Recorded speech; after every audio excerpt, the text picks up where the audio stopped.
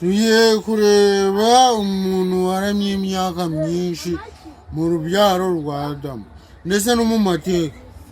Niwo muntu wamaze imyaka myinshi ku iyi si y'Uwiteka.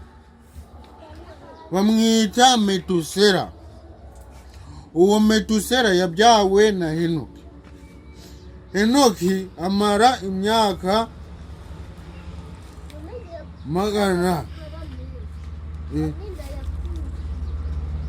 Henoki yamaze imyaka 360. Ahita abyara Metusela, aza yiga abana bose no mu rubyaro n'abuzukuru ba Adamu. Metusela yamaze imyaka 969.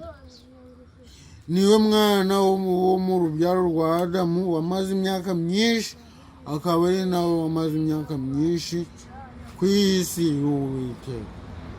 Bamwita Metusela. Yamaze imyaka 969. We yabyaye umwana yitwaga Lameki.